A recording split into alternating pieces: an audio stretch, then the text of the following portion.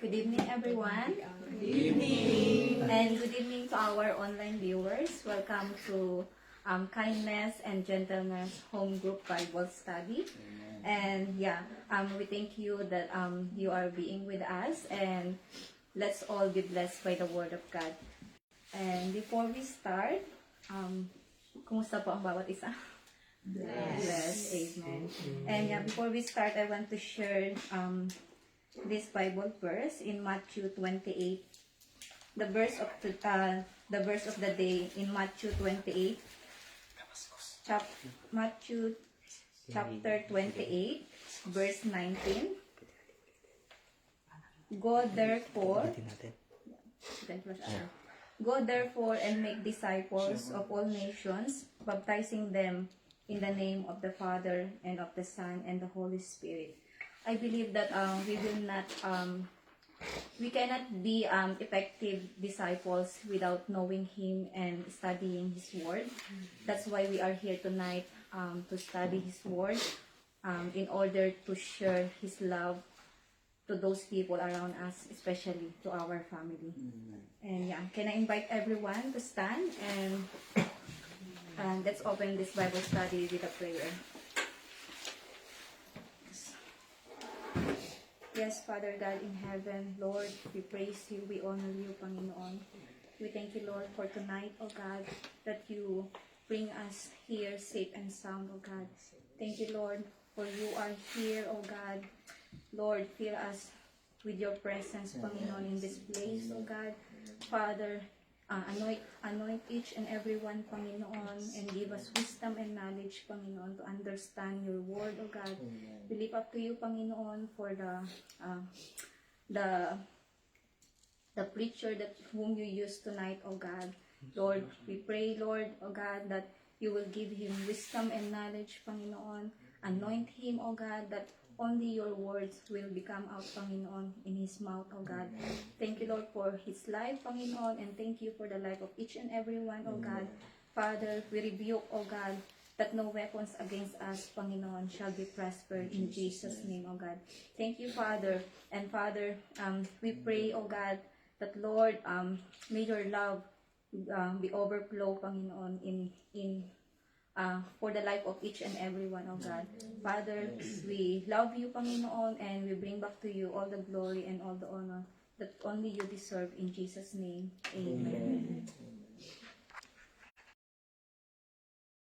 Let's give our God the highest reverence, the highest adoration, the highest worship that He deserves. Hallelujah. Let us all sing.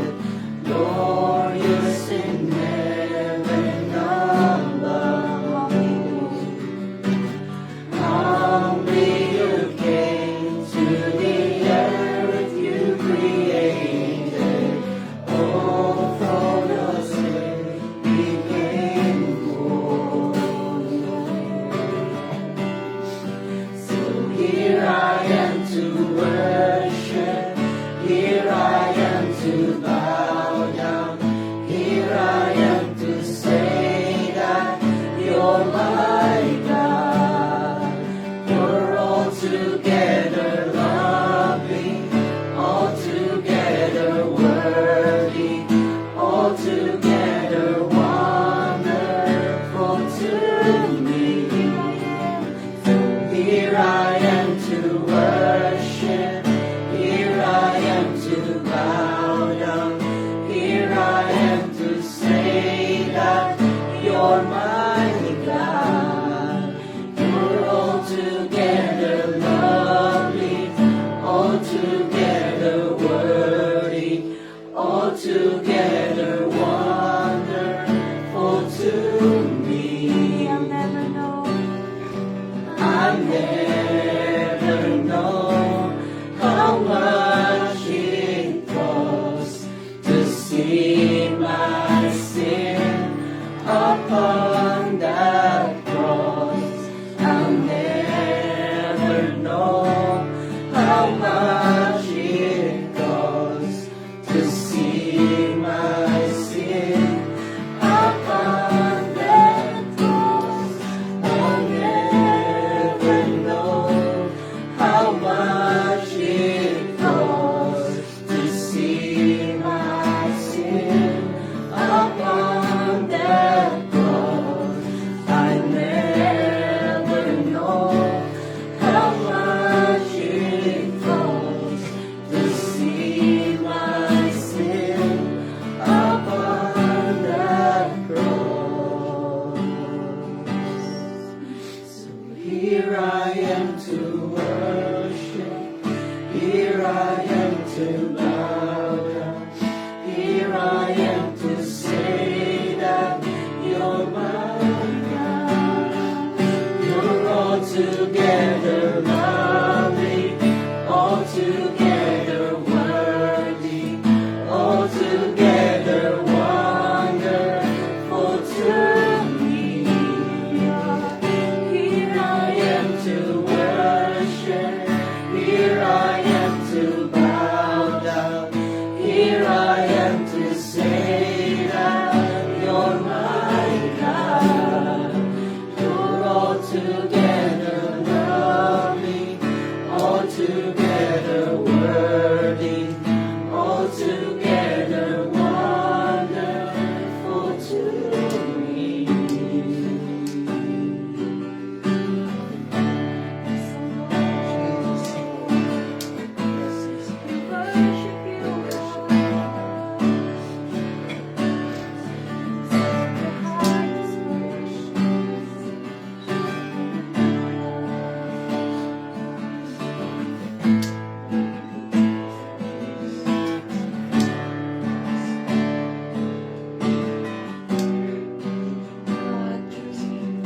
You are so good, oh God.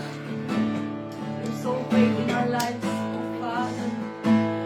Oh Lord, thank you for reminding us your love, oh God. For your unending mercy, oh God, to each and every one of us, oh God, Jesus, Lord. I pray, oh God, that there be a heart of surrender right now, oh God, Jesus. We will surrender, oh God, to you, to your will, oh God, to your perfect will, oh God, Jesus. And I pray, oh God, for your word today, oh God, that it will penetrate each and every one of us, oh God, Jesus. Hallelujah. Let your Holy Spirit move, oh God, Jesus. Move, oh God, to reveal us, oh God, your word.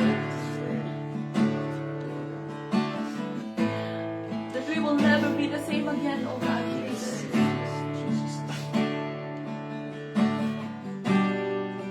Holy Spirit, be with us tonight, oh God. Be with us. We worship you, oh Jesus. We worship you, Holy Spirit. We worship you, oh God. This is our worship. Accept our worship, oh God. Our reverence, our adoration, oh God. That only your name deserves, oh God. This is our prayer, oh God, in Jesus' name. Amen.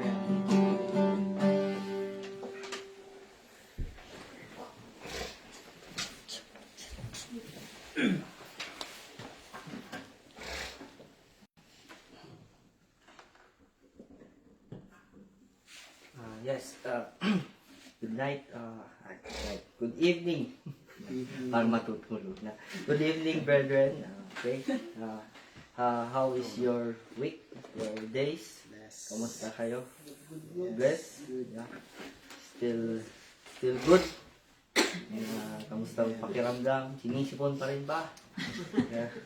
So actually, ganun ngayon. Pabalik-balik lang ang sipon. But praise God for the healing for everyone. So I am now for the exhortation.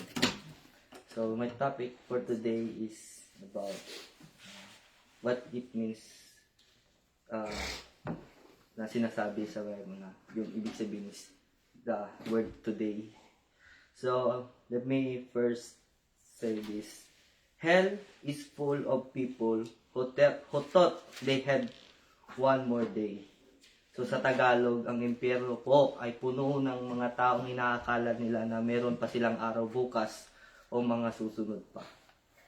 So sometimes people say these things, bukas na lang ako magbabago. Bukas na lang ako titigil sa mga bisyo ko. Bukas na lang ako magbabasa ng Bible.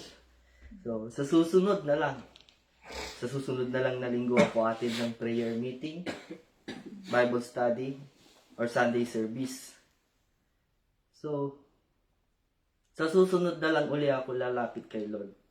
Kung mga ilangan ulit ako. Sa susunod na lang ako magbabago kapag may maayos na akong trabaho, may bahay na ako, o marami na akong pera at settled na ako. Ang tanong, hanggang saan pa ang bukas mo?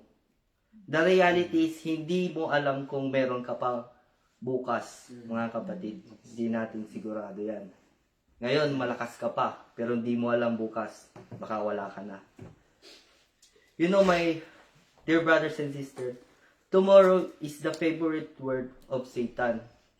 It traps you on that cycle na puro bukas ng bukas para hindi ka mag-continue to grow at manatili ka na lang sa iyong comfort zone or yung routine mo. It pushes you on that pit. Tignan ninyo, ano ang sinasabi ng Bible patungkol sa kaligtasan. Hindi bukas, kundi now. Ngayon. Today is the day of salvation.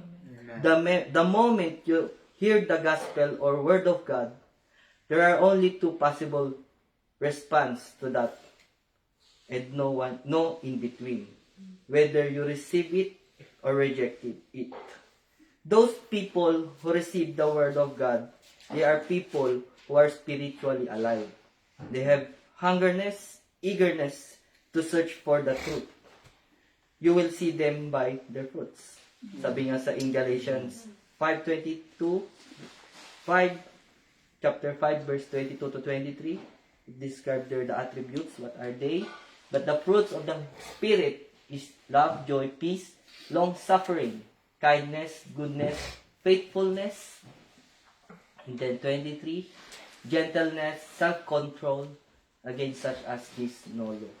So, on the other hand, those people who are rejecting the word are still spiritually blind and dead, confused, or still they don't get it. Sometimes laziness and full of pride. They think they can do or fix things on their own. They forget na lumapit kay Lord. All the mess that they have in this world and all the sin they have committed before God, all of that need to be addressed and asked for forgiveness. First to God. Amen. You need to repent. Amen. Not just like deciding things that looks good to men or justify that we want to make things look legal unto men, but we need more to aware of God. I give you example. So the example is like the marijuana plant. We know that marijuana is illegal in the Philippines, right? But some other want it to be legal, not just only they want to benefit to the good things, but rather that the plant can give, but rather they want to benefit on the things that it is not right, because it is addictive, it is hard to resist, lalo kung nalulung ka na, di ba? Another example, Huwag na tayong lalayo. Alcohol. Did you know alcohol is poison? Not only in your kidney or liver, it affects your behavior. Little by little, while you're taking it, what you will lose, yung self-control. And then, pag sober ka na, lasing ka na, what will happen? Sin will come to you. You know, temptation is hard to avoid. Pero anong ginagawa natin? Hindi tayo lumalayo. Hindi natin tinatalikuran. Hindi tayo umiiwas. Kung minsan pa nga, lalo pa nating pinapakain ang ating laman kaysa sa mga salita ng Diyos. You want to be changed. You want to be better. You want to go with God. But you can't. It is hard for you. Why? Because sin is holding you back. Your choice, your action, you don't do anything. You are so stubborn. What Jesus said in John 8, verse 34, it says there, Jesus answered them, most assuredly I say to you, whoever commits sin is a slave of sin. And that is why, my dear brothers and sisters, a person is hard to go with God. They can let go the pleasure things that the world offers. We need to change our way of living. Kaya nga mga sabi dito sa Romans 12 verse 1, sabi sa flash it, yeah. So actually dito yun. 12:2 pala, 12:2. 12:2 yung nasunod pala niya. Sorry. Hello. Yeah, and do not be conformed to this world, but be transformed by the renewing of your mind, that you may prove what is that good and acceptable and perfect will of God. What are the patterns na binabanggit diyan? Example, latest gadget, trending. Mahilig tayo sa mga trendings, music, or videos. Ano pa? Mga chismis. Kailangan updated tayo. Ano pa? Mga maling ginagawa ng mga barkada o tropa. Gusto nating makibagay. Mga nakikita at ginagaya natin. Ito yung mga in-offer ng mundo. As a person, we can do all these things, but for us believers, it is not beneficial. You know, sometimes we let the money control us. For example, you have a work. Yeah. You go. For example, you are looking for a work. Yeah. Then you go to the church to ask Lord. Lord, please give me work. So you see, you approach God because you have no control in your employment. Then the Lord gives you work, but you want more. So you spend more time working. So your time, even the gatherings, you forsaken just to earn more. See, that's the money how control you. Because supposedly, you need to control the money for you. But the money is controlling you. Diba, right? Kaya nga ang pera, hindi natin may dadala sa langit pag tayo ay nawala. At lahat din ng ating iniipon, mawawala din pag tayo mamamatay. Sinong manginginabang? Ano ba dapat ang gawin? Sabi sa 1 Corinthians chapter 10 verse 31. Flash it.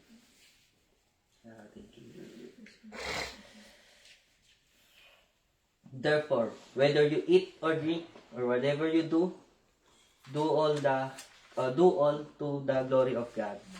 So kahit pala sa simpleng pagkain o sa lahat ng mga bagay na ating ginagawa, kailangan pala nalulugod ang Diyos at naayon sa kaluwalhatian niya. That is why mga kapatid, kung nangungusap ang Panginoon sa atin, huwag nating baliwalain. Say it to your neighbor, to your seatmate, huwag baliwalain. Huwag baliwalain si Lord. Continue to seek God. So, today is the day of salvation. You need to respond quickly. Don't delay or else you will lose it. Kaya nga po ang salvation ay hindi nawawala kung tunay mo nga itong tinanggap sa iyong sarili. It is just like a parcel in a box. You need to receive it right away pagdating ng nagdala.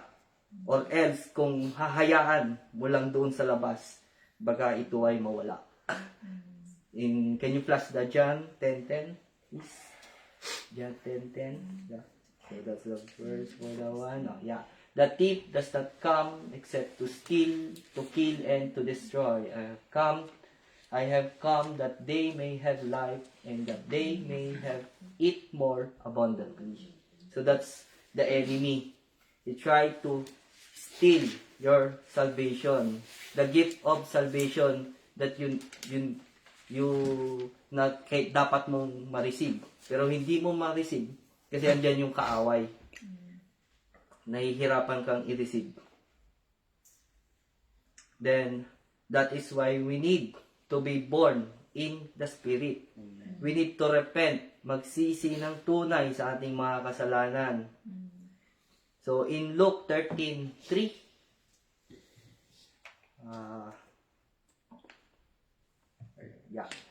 Jesus said, I tell you, no, but unless you repent, you will all likewise perish. That is why Jesus calling the people in Matthew 4, verse 17. Please, For that time, Jesus began to preach and to say, repent, for the kingdom of heaven is at hand. So, ito na yung turning point natin, na yung today. Yeah. So, we know that our Lord Jesus Christ will come back again, but we never know when. So, we need to be always prepared. Okay ba tayo doon? We need to be prepared. Para tayong, sa gera, kailangan handa tayo palagi. Kasi, malay mo, kahit naliligo ka, anong ginagawa mo, dumating ng Panginoon, wala ka nang magagawa. Some people may hate us because we saying about these things. Pero mas okay na, mainis sila, umagalit, habang papunta naman sila sa langit. Kaysa naman, magsabi tayo ng mga matatamis at mabubulaklak na salita, kung ang patutunguhan naman natin, pare-pareho ay sa impyerno. Can I get an amen for that? Amen. So, Jesus saved us not to be like of this world. Jesus called us to be the salt and the light of this world. Yeah. And that's all. To God be the glory. Maraming salamat. Amen. Praise God for powerful testimony, Kuya Marlon. And yeah, so it's very important decision in our life. So I pray each and everyone that we choose heaven, we choose Jesus, not the hell. Amen. And I can open this pulpit to those who want to testify the goodness and faithfulness of our Lord Jesus Christ in our life. Anyone po ba? To serve for next week?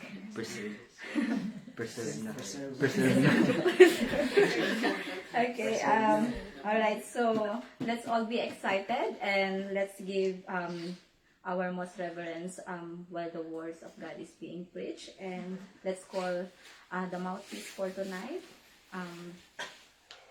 for the life of Brother Jason.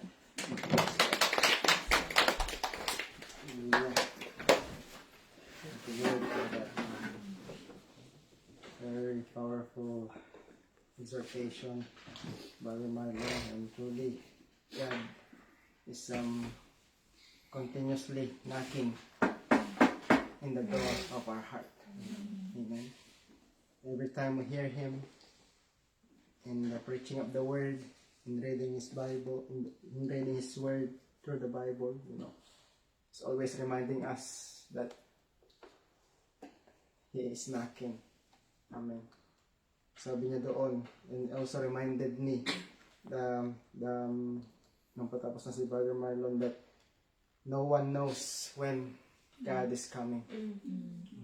Diba? Sabi niya sa Matthew 24, verse 36, if you can flash, kaya, praise God. Matthew 24:36, but of that day and hour, no one knows, not even the angels of heaven, but my Father only. Amen. No one knows when the Lord Jesus Christ is coming back. Even angels, that is said in this word, but He's the Father only. Only God. Amen. God Himself. Hallelujah. That's why it's very important, dear brother and sister, that we are always be reminded, in the Word of God, because if we are there, here and then, and without any changes, we are just fooling ourselves. Amen. The word of God says we are just a fool, fooling ourselves. Amen. That's why it's very important. That's why we are here studying the foundational doctrines. Praise God. Again, we are here with our brethren, with gentleness. Amen. Praise God. That we pray that you are able to join us as well. Though some of you might already studied it, but it is it is always reminding us, amen, the true foundation of the Word of God. Amen.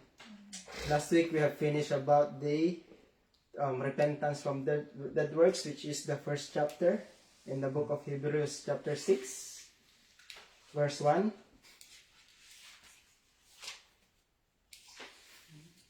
Hebrews 6, chapter 1. Therefore, leaving the discussion of the elementary principles of Christ, let us go on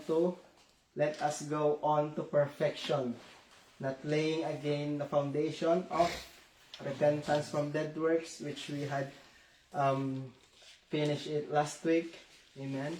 By the grace of God, and second, and of faith toward God. So we are in the second chapter. Amen. Which is faith toward God, dear brothers and sisters. Hallelujah. So that's why the Word of God is very certain. Amen. Certain basic teachings, His doctrines. Amen. The doctrine is the teaching of the Word of God. Amen. Basic teachings are essential. Listen to this. For all believers. Amen. These are all essential to all of us who are in this room right now. Amen. Even to our online viewers. Amen. To understand. This basic includes the importance of, again, in the book of Hebrews chapter 6, in the importance of repentance from dead works, from sin. Amen. Foolishness. Ito na yung exhortation. The foolishness of trying to be saved by good deeds. Doing good deeds. Amen. The meaning of baptisms and spiritual gifts and the facts of resurrection and eternal life. Amen. So if you can carry on, Kuya, 6:2, they all here. Repentance from dead works and faith towards God, and of doctrine of baptisms, of laying on of hands, of resurrection of the dead, and eternal judgment. Amen. Eternal judgment, and then the resurrection and eternal life. Amen.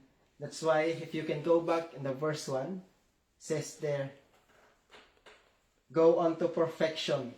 Let us go on to perfection. So what does it mean by perfection? Amen. It means that we should go on to spiritual maturity, my dear brother and sister. Amen. Even we are new or old, we should go on to perfection. Amen. We should not remain babies, dear brethren. Remember the book of Hebrews, chapter 5. The writer tells there, even though they are too old in their faith, but they still remain babies. Amen. They are still receiving milk instead of the meat. Amen. The solid food. That's why it is very important to all of us, dear brother and sister, to eat to drink the milk and to eat the solid food from the Word of God. Amen. That's why it says there, let us go on to perfection, which is spiritual maturity. Not being perfect, our body, but our spirit. Hallelujah. Go to perfect maturity in our understanding. Listen to this, we need to move beyond. Amen. But not away from. Amen. Not away from where? From the Word of God. Hallelujah. So these basic teachings to more complete understanding about faith. Amen. That's why this takes our main verse, which is Hebrews chapter 6, 1 to 3. This is our study about foundational, dear brethren. Amen. That's why in chapter 2, faith toward God. And of faith, because we've already studied about repentance. I pray that we have learned from it, dear brethren. This Word of God always reminding us once again. Hallelujah. Even me, myself, only by the grace of God, continues learning from it. As we continue to dig deep in the Word of God, even in our closed doors, dear brothers and sisters, I pray that we are there, meditating, reading the Word of God. Kasi, reading is different from meditation. Amen. Reading is you can just read. Yes, you can read a lot. But the question is, are you meditating it? Amen. It's easy for us to read. Amen. But again, are we meditating the Word of God? Hallelujah. I pray even give time in reading and in meditating the Word of God, dear brothers and sisters. Hallelujah. So in the scripture, there are two distinguishing features of faith. Amen. Number one, it originates directly from God. So it means build our spiritual life in a right foundation. Amen. So remember, because we are still studying for the sake of brethren from gentleness, we are studying about discipleship from foundation, until this time by the grace of God, foundational doctrines.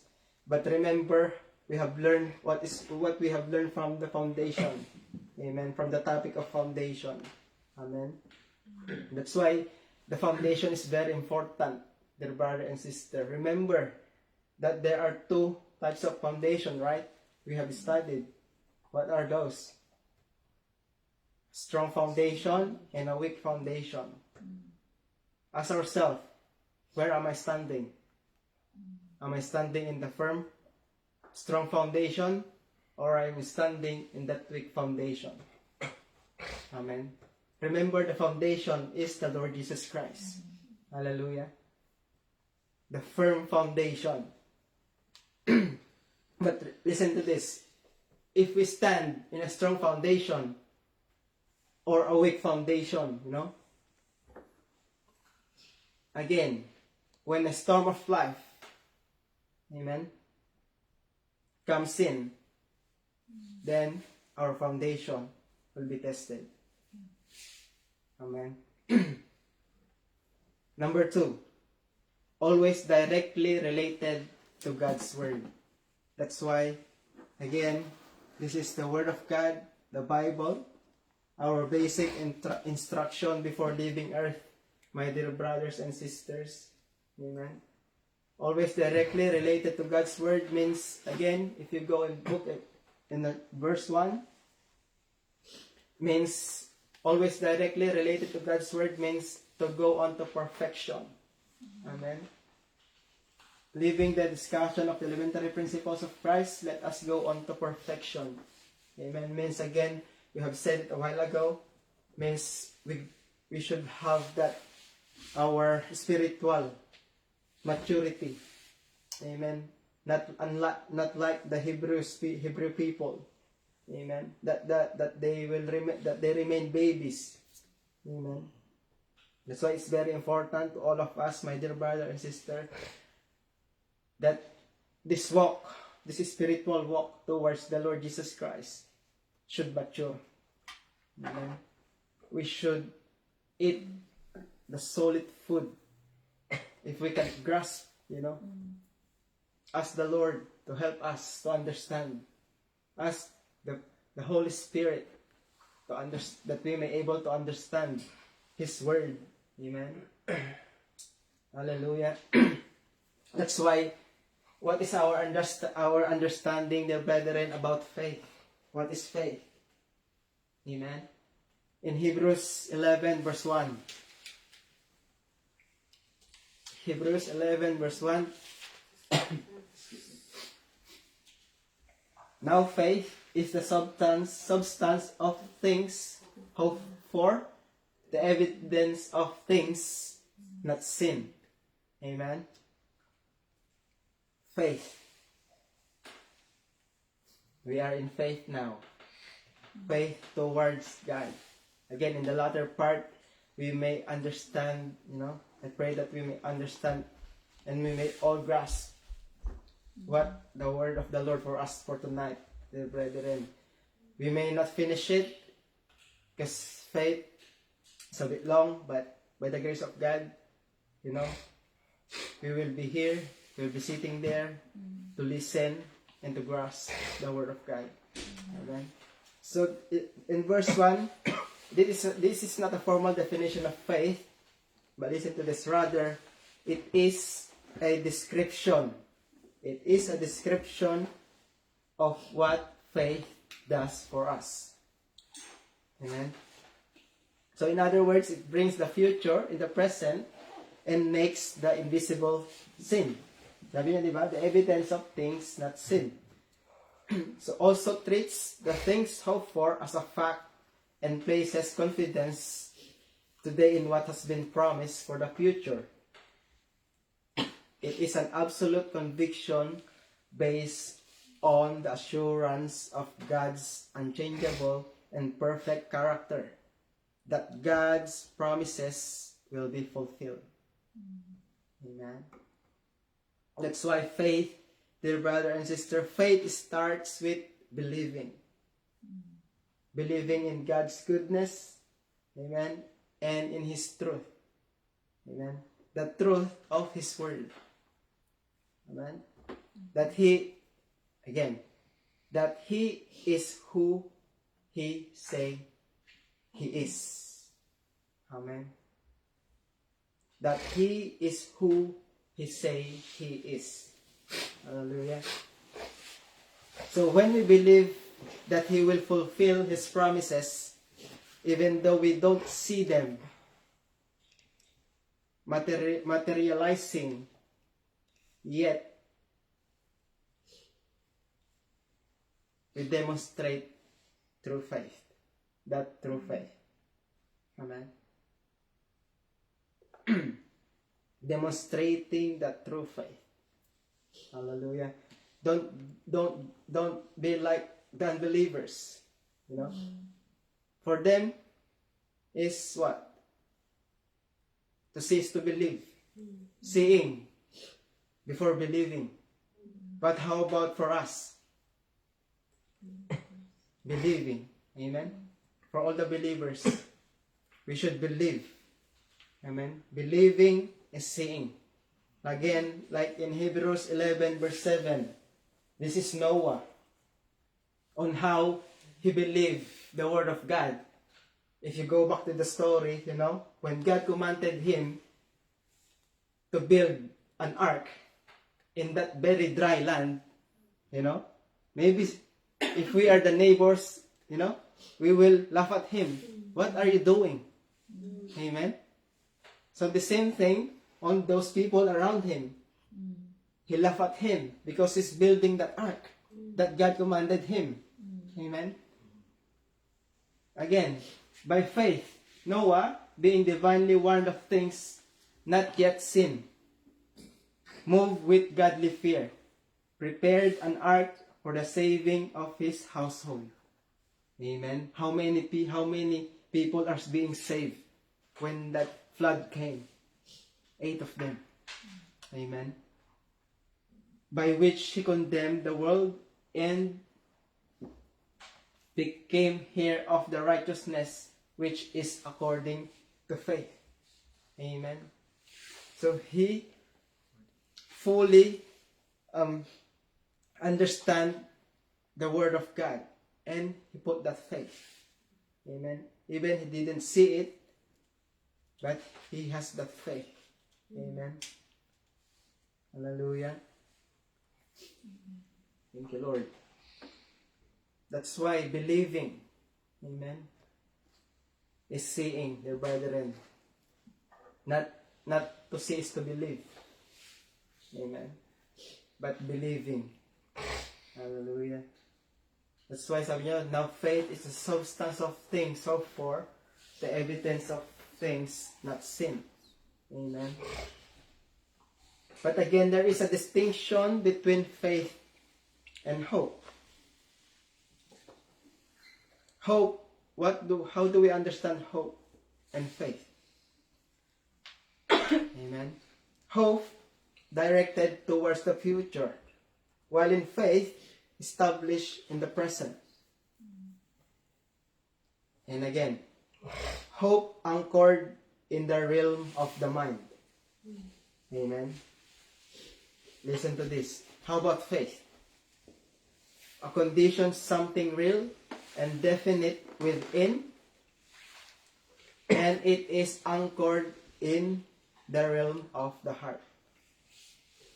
Amen. So that is the difference of distinction between faith and hope. Hallelujah. That's why faith, dear brethren, is very important. Amen. Kung paano tayo magtitiwala, kung paano tayo maniniwala. Amen. Because sometimes it's easy for us, you know. Faith is confidence in the honesty and credibility of God. Listen to this. Faith is not just a fact,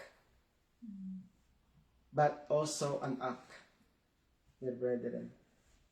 Also an act. Amen. Yes, we can say, yes, I believe. I believe. But that question is, are you taking action on that belief? Amen. Are you taking action on that? Romans 10:10. Here it is. Romans 10:10 says, for with the heart one believes unto righteousness, and with the mouth confession is made unto salvation. That's why, dear brethren, confession is very powerful. Amen. Amen. What we confess is what we possess.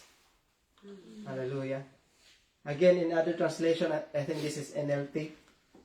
Sabi niya doon, for it is by the believing in your heart, believing in our heart, that you are made right with God.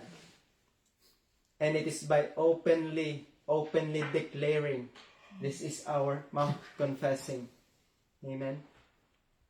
Openly declaring your faith, and that you are saved.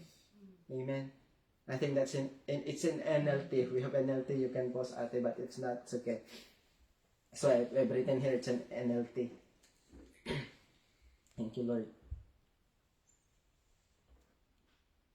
That's why, dear brethren, in that Bible verse, Romans 10:10, for with the heart one believes unto righteousness, and with the mouth confession is made unto salvation. Confessing the Lord Jesus Christ is the evidence of genuine faith. Amen. It's an evidence of genuine faith. Hallelujah. Again, not the word of man, but it is the word of God. We always go back in the word of God, dear brothers and sisters. Amen. Another, to believe means to have trust. Hallelujah. To believe means to have trust. Faith must have revelation from God, promise of God as its foundation.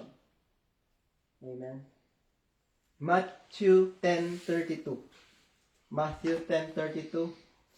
Kuya, says there, therefore, whoever confesses me before men, him I will also confess before my Father who is in heaven. Amen. That's why, again, salvation, dear brethren, like our exhortation, salvation is not tomorrow. It's not the next day. Salvation is now. Salvation is today. Amen. Hallelujah. Salvation comes through belief in the Lord Jesus Christ. Amen. Acknowledging that He is God and was raised from the dead. Amen. Salvation comes through belief in Jesus Christ. Hallelujah. Not of religion, not of any denomination, amen, but of the Lord Jesus Christ. Believing that He is, amen. He is the Son of God. Amen. Remember John 3:16. For God so loved the world, and He gave His only begotten Son. Again, that whoever believes, amen, whoever believes in Him should not perish, but have everlasting life. And that is the promise. Amen. That everlasting life. Hallelujah. That's why we don't fool ourselves, dear brother and sister. Amen. We must see that changes in our life as when we accept the Lord Jesus Christ in our lives. Amen. As our personal Lord and Savior. Amen. We should know in ourselves that, if we receive Him, amen, we should have that change. Amen. 2 Corinthians 5:17. Again, on the latter part, by the grace of God, we will all learn this, the brethren, by the grace of God. I pray that the Lord will give us fresh revelations, amen, and give us a clear understanding of His Word. Hallelujah. Amen. Again, salvation comes through belief in the Lord Jesus Christ, acknowledging that He is God and was raised from the dead. Amen. Again, there are difficulties and problems in the life of faith. Not being victorious, amen, not being victorious in our faith. I can give you 2 reasons why we are not being victorious in our faith. Number 1, trying to live Christian. Listen to this. Trying to live Christian but never experience God. This might be too harsh for us, dear brother and sister. Trying to live Christian but never experience God. Not have been born again. There is no born again experience. Again, being born again is not of religion. It's not of denomination. Amen. But it's being born again with the Lord Jesus Christ. Hallelujah. Number 2 reason why faith not being victorious. Number 2, trying to live Christian again, but not going to perfection. If we can go back in the book of Hebrews chapter 6 verse 1. Amen. Again, like what we have mentioned a while ago, spiritual maturity. Don't be like those Hebrew people. Amen. That will remain babies. Even they are eating the meat, eating the solid food, still they remain babies. Amen. If you have time, you can read that in Hebrews chapter 5. Amen. That's why let us go on to perfection, dear brother and sisters. Amen. That we will, I pray that we will mature, each and every one of us, in our spiritual walk. Amen. Not being religiosity. Amen. Again, di ba? In our foundation, the foundation is being tested. Binanggit natin kanina, even the previous lessons. Not only the foundation is being tested, even our faith is being tested. Amen. God tests our faith. Amen. But again, if we are being tested, how do we respond from that testing? Amen. God tests our faith to see if it is genuine. 1 Peter chapter 1 verse 7. 1 Peter chapter 1 verse 7. Hallelujah.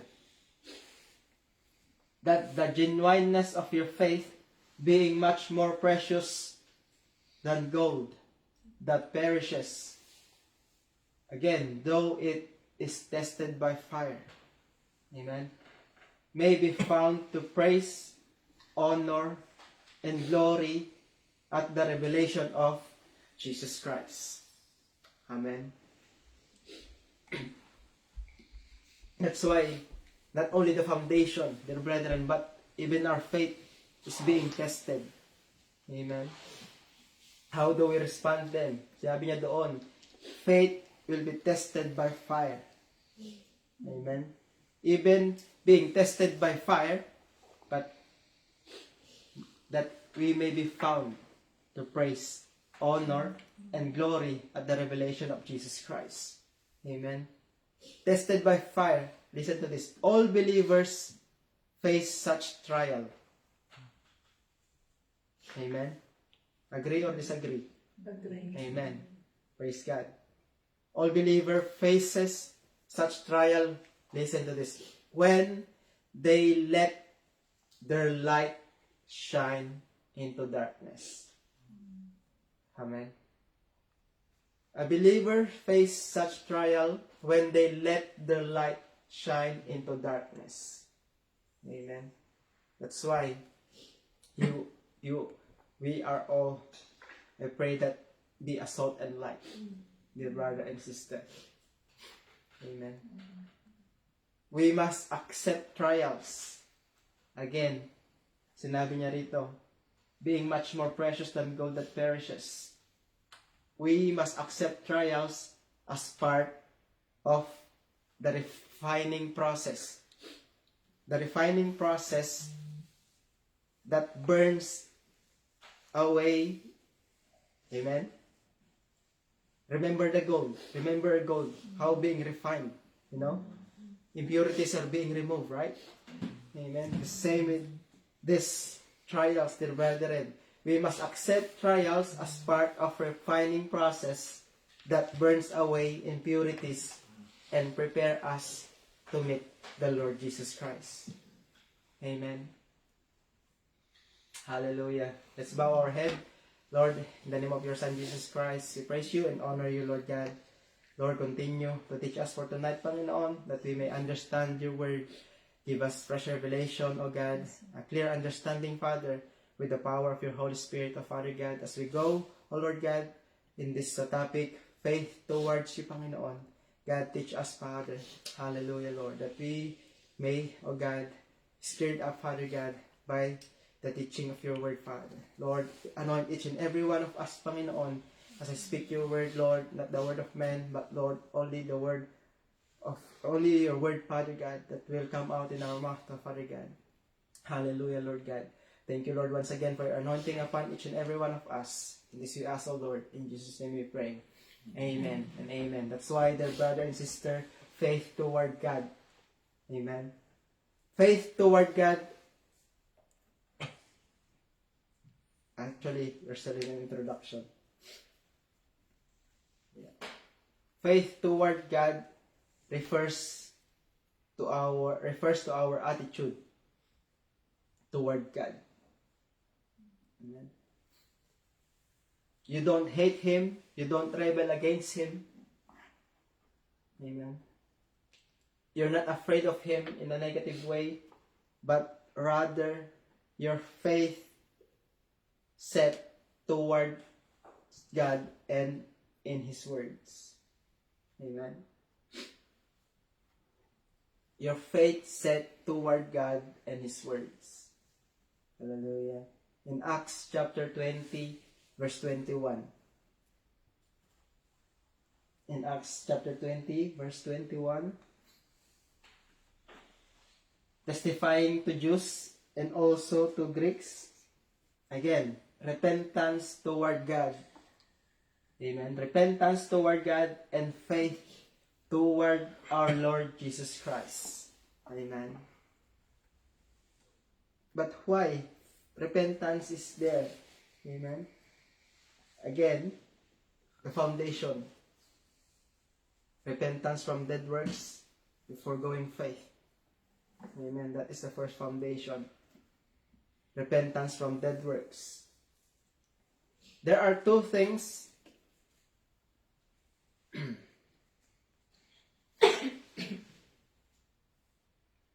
2:21. Yep. And Acts 3:19. Acts 3:19. So we can see here, dear brethren.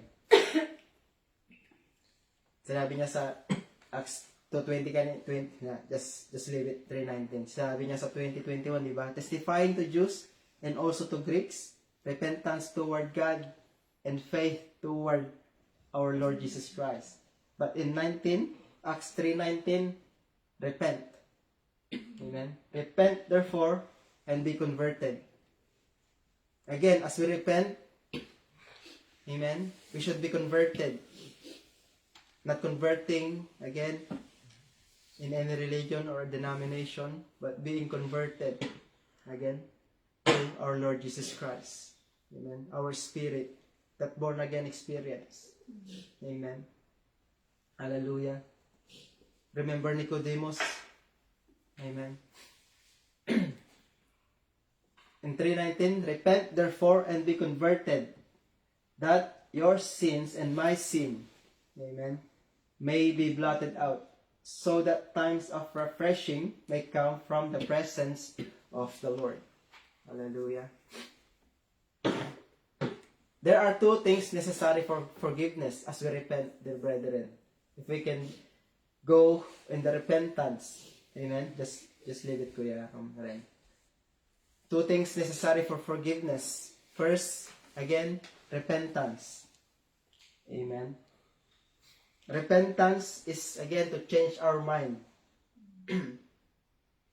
To change our mind, the inner change of our mind resulting in an outward action. Amen. Outward action, turning away from sins. Amen. From all those sins. Amen. And to move forward and to move towards God and in His righteousness. Amen. This is number one. The necessary things necessary for forgiveness. Repentance. Second is conversion. Being converted. Amen. Means, listen to this, to change our conduct. Amen. Make a change in direction and begin a new walk. And begin a new walk toward God. Amen. And with Him. That's why 2 Corinthians 5:17. Kuya Ren, please. Amen. I don't know why I'm here. 2 Corinthians 5:17. Therefore, if anyone is in Christ, he is a new creation. All things have passed away. Behold, all things have become new. Amen. As we repent and being converted, amen, I ask and pray that this will be our action. Amen. Again, it is not easy. It is a process, dear brother and sister. Amen. If we receive Christ and we change like this now. Amen. It is a process, dear brother and sister. I cannot change you. You cannot change each and every one of us here, but only the Lord Jesus Christ changed our life. Amen. Can change us. Amen. It is His word that will continue to convict us, dear brother and sister, amen, to walk in His righteousness. Hallelujah.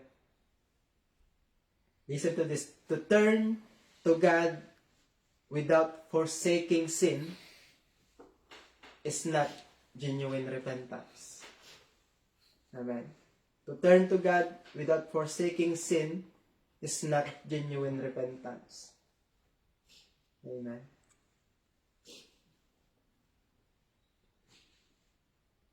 And forsaking sin without turning to God in faith will never endure, but will result in failure. Hallelujah. Again, in the key to receiving forgiveness, amen, is by confession. Confessing our sins before the Lord. Amen. And turning from it. In Acts chapter 2. Acts chapter 2, verse 38. Acts chapter 2, verse 38. Then Peter said to them, repent, and let every one of you be baptized in the name of Jesus Christ for the remissions of sins, and you shall receive the gift of the Holy Spirit. Amen. That's why I ask and pray that this week, as I believe in my heart, some of you are doing this fasting and prayer. Amen. I pray that we will be ready, amen, for the outpouring of the Holy Spirit, like in the upper room. Amen. This Sunday, I pray, let's prepare our heart, my dear brother and sister. Let us have that hungerness, amen, to receive the gifts. Amen. The key word there is desire, dear brother and sister. Desire for it. Let us desire God more in our lives. Hallelujah. Not just we have this Bible study, we have Bible prayer meeting, not just being Sunday, but desire. Amen. The key word there is desire, dear brother and sister. Amen. Again, it is man who will go. It is not man who will go in the empower, but it is the Holy Spirit that will empower each and every one of us. Amen. That's the helper. Remember the word of God says there, I will give you the helper. Amen. Which is the Holy Spirit. My dear brother and sister, God Himself. Amen. That's why the key to receiving forgiveness is by confessing. Confessing our sins and turning from it. Amen. Hallelujah. That's why hope and faith again. Hope and faith.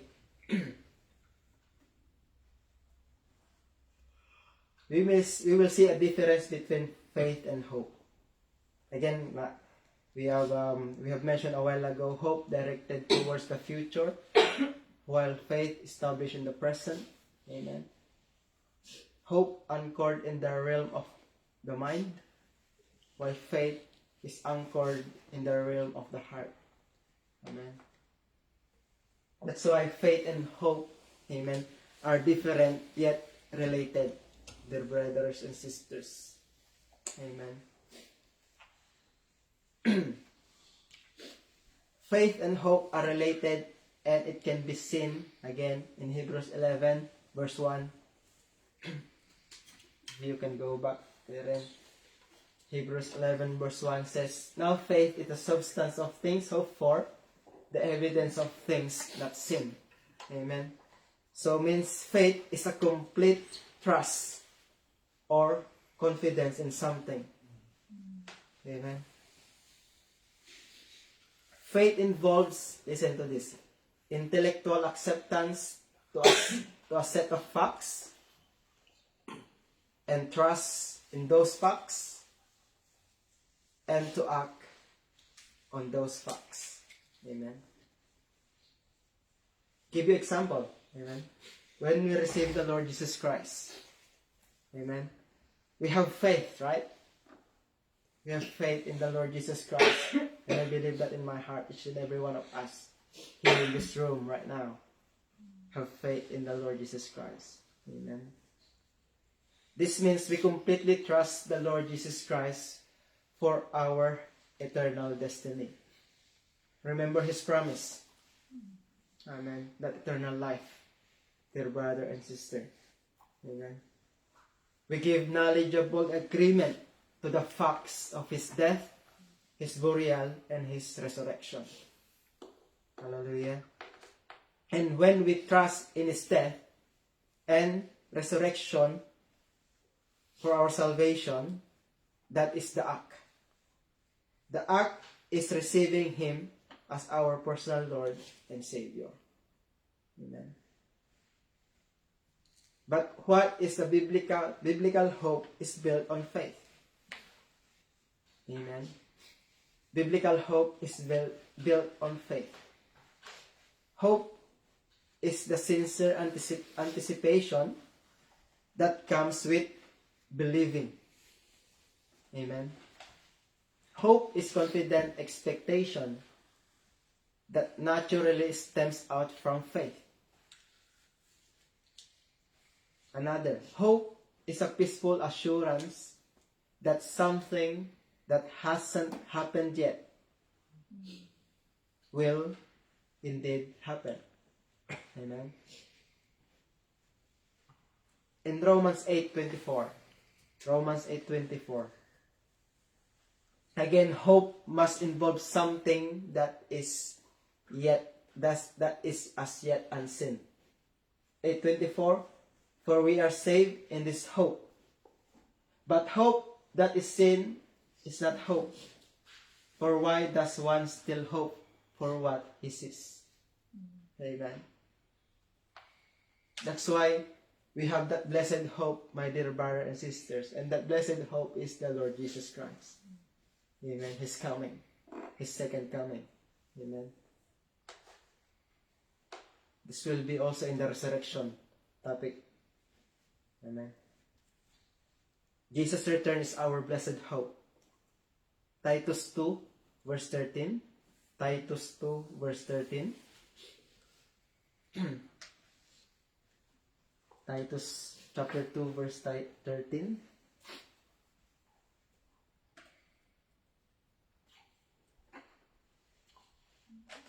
Titus 2, chapter 13. 1:3. Amen. Praise God. So, it says there, looking for the blessed hope and glorious appearing of our great God and Savior Jesus Christ. Hallelujah. And that is the blessed hope of every believers. Amen. And I believe that in my heart, my dear brother and sister. Amen. That's why we can't see Him yet. Amen. But we know He is coming. Amen. Again, we can't see Him yet, but we know He is coming. And we anticipate that event. Amen. With joy from our heart. Hallelujah.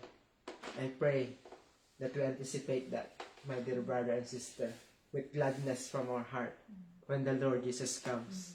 Amen. Hallelujah. John 14:3. John 14:3. And if I go and prepare a place for you, I, the Lord Jesus Christ, will come again and receive you to myself, that where I am, there you may be also. Amen. That all of us here, where the Lord is, amen, there we may be also. Hallelujah. That's why, my dear brothers and sisters, it is very important by faith, amen, by faith that we trust the Word of God. Amen. Yes, we can trust the Word of man, if it's a godly counsel, a wise counsel. Amen. But again, sabi niya sa word niya, di ba? In his word, that in the counsel of many, there is safety. Amen. In the book of Proverbs. But, go back to the word of God. Amen. We can accept godly counsels. Amen. But we pray that these counsels are from God. That's why we always ask God confirmation from His word. Amen. Discernment is very important as well, my dear brother and sister. Amen. By faith we trust the Lord, the word of God, and that leads to hope that one day, we will be with Him. Amen. Sinabi niya doon, di ba? If I go and prepare a place for you, I will come again and receive you to myself, that where I am, there you may be also. Amen. Hallelujah. 1 Corinthians 15:20. Remember the Lord Jesus Christ. Amen. In His death, in His burial, and His resurrection. Amen. 1 Corinthians 15:20. He is the first fruits of those who have fallen asleep. But now Christ is risen from the dead and has become the first fruit of those who have fallen asleep. Amen. No one but the Lord Jesus Christ. Thank you, Lord.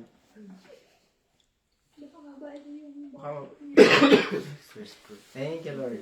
Hallelujah. Again, 1 Corinthians 15:20, He is the first fruits. Amen. Who has become the first fruit of those who have fallen asleep. Amen. And listen to this, dear brothers and sisters. This is the basis of our faith. Amen. This is the basis of our faith. The resurrection of the Lord Jesus Christ. Hallelujah. Then we have Jesus' promise. If we hope for Him, if we have that faith from Him, and we have that trust from Him, remember His word in John 14:19. John 14:19 says there, a little while longer, and the world will see me no more. But you will see me, because I live, you will live also. Amen. Amen. Thank you, Lord. And that is the basis of our hope. Without seeing Him yet, but we believe that He is coming. Amen.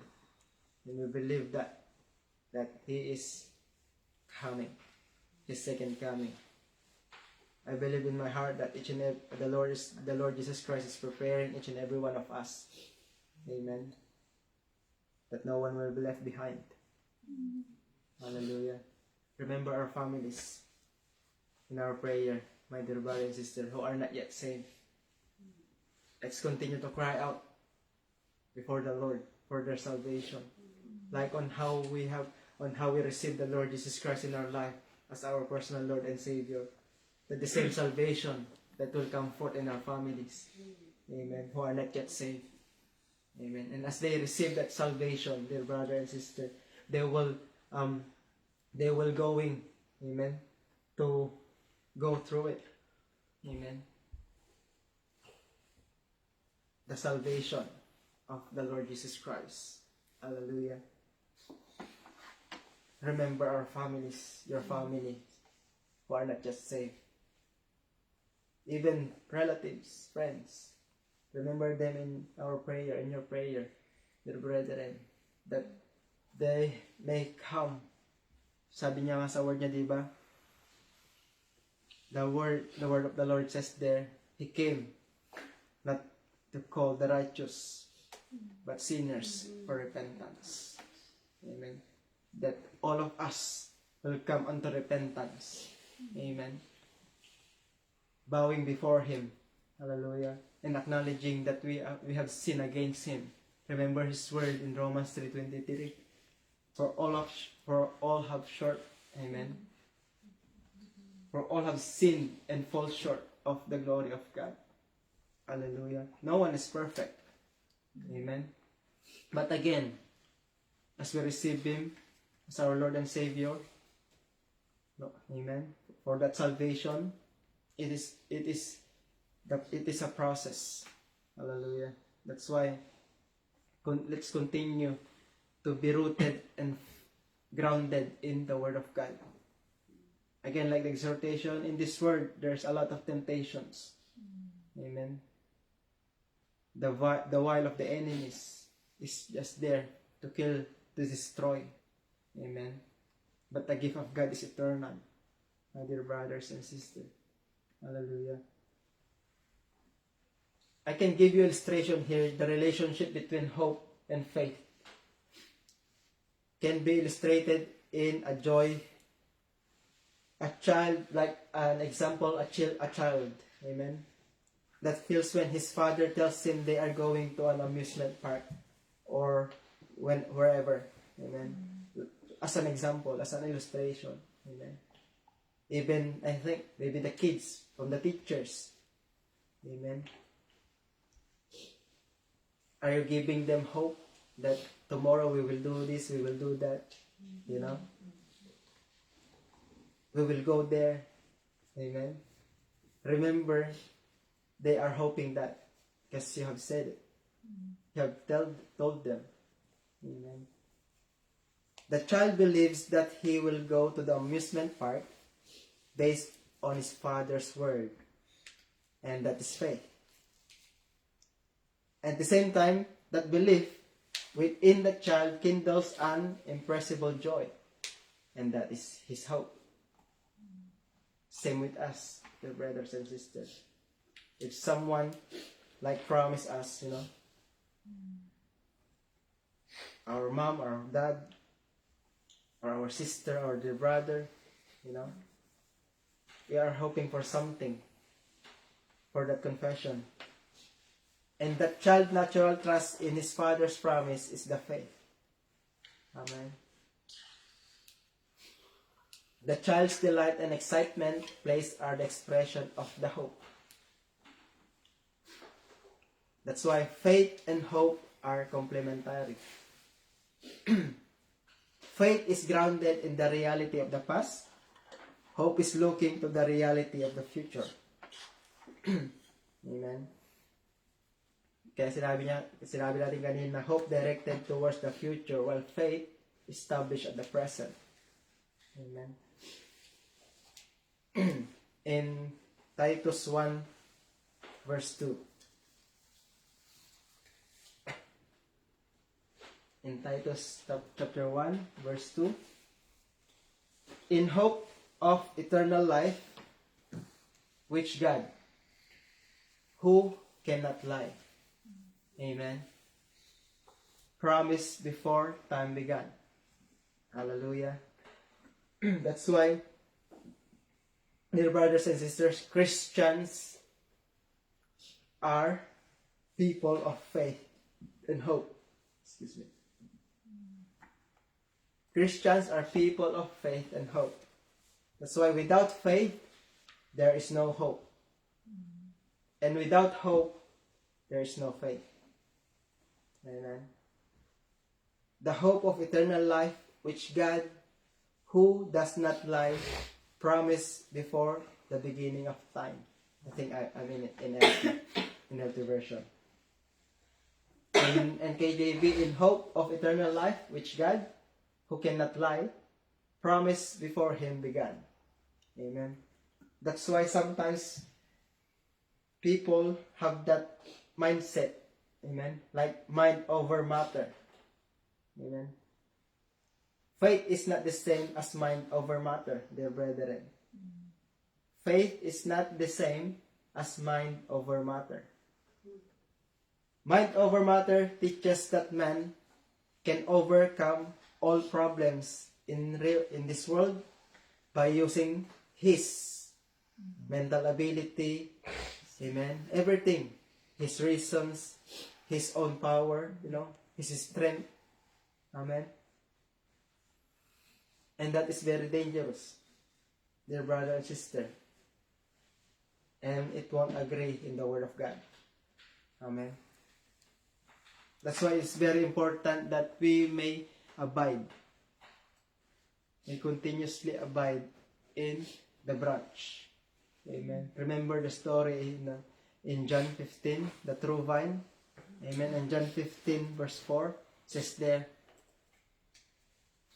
thank you, Lord. Abide in me, and I in you. Amen. As the branch, listen to this, as the branch cannot bear fruit of itself unless it abides in the vine. Amen. Neither can you unless you abide in me. That's why the Lord God continuously reminding us to abide in Him. Amen. That we may always be connected on that vine as a branch. Amen. And verse 5, next, verse 5 says there, same chapter, verse 5.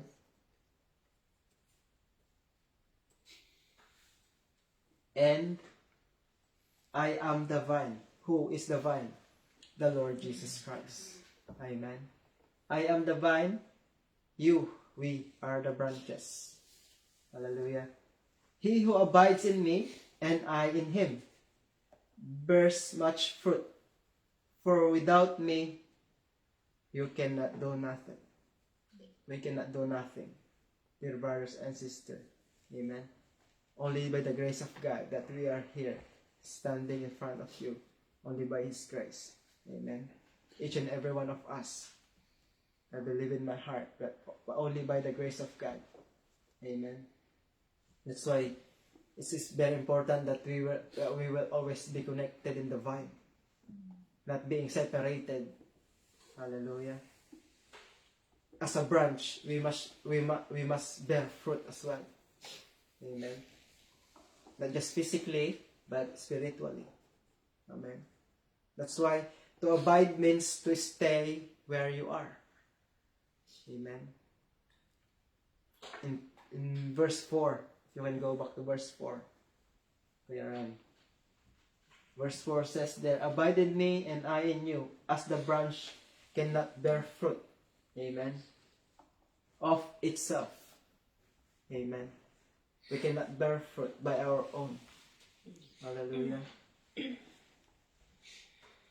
The Christian has been placed in Christ. That is his position. So, it means, dear brethren, in our daily walk, we should stay. Amen. If we have that personal relationship. Amen. That personal relationship is the intimacy. Amen. Like a husband and wife. Amen. How do you love Majesty Kuya General? Amen. Amen. How do you love? Diba? Paano mo siya minamahal? Hindi niya alam. Parang masakit ulo mo. Paano mamaya yan? Ayun. Amen. Again, the intimacy. The intimacy of the relationship. Amen. The intimate fellowship.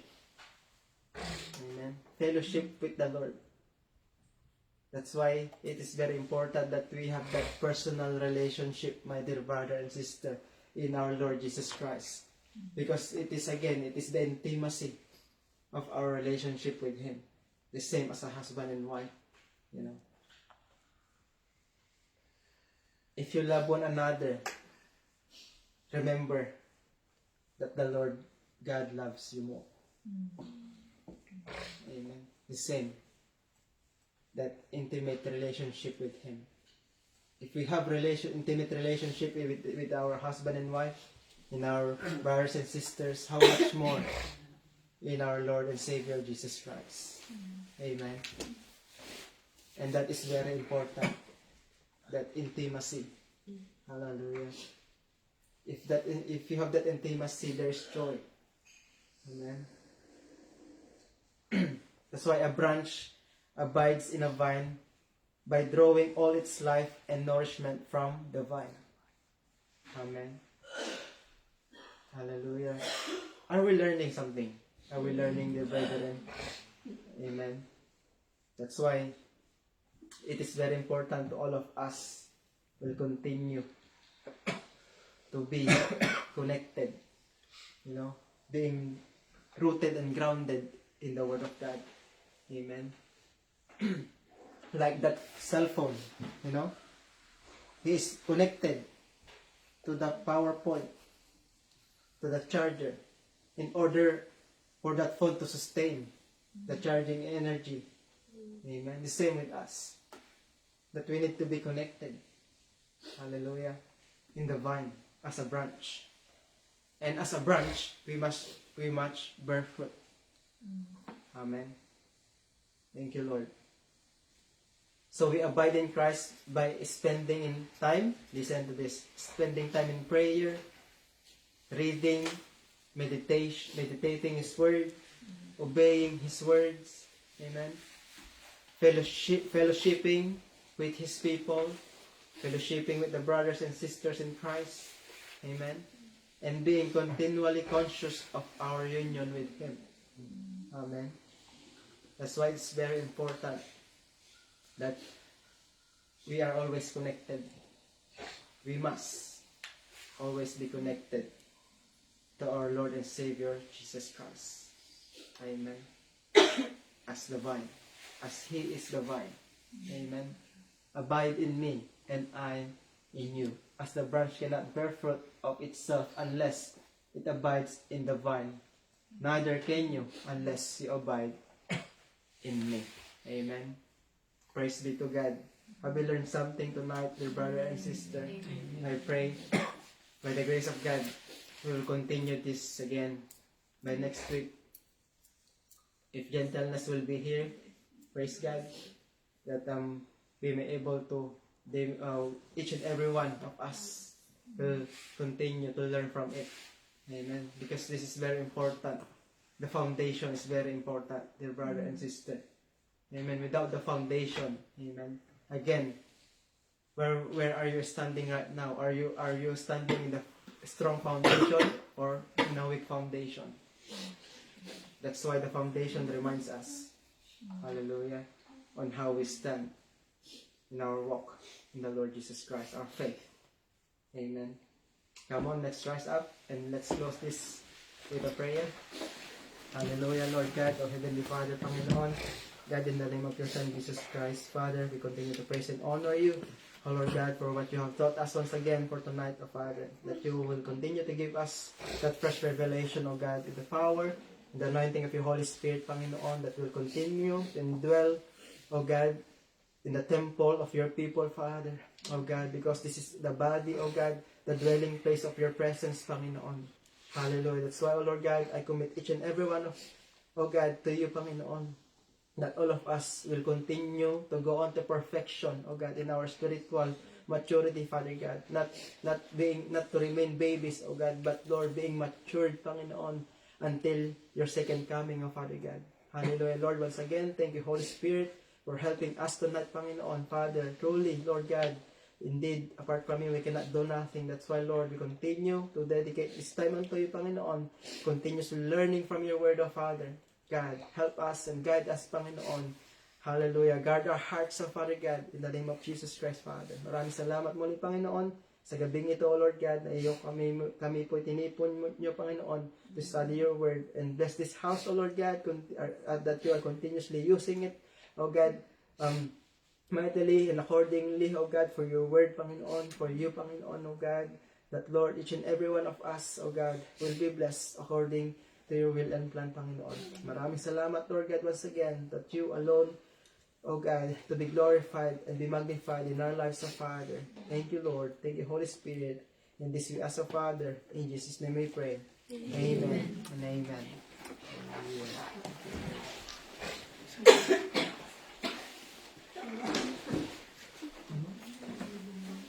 Praise God. Thank you, Lord. And my takeaway, as we grow and being a mature Christian, people will see how life we have that Jesus reflects in our life. Amen. And for our announcement, every Thursday is our prayer meeting.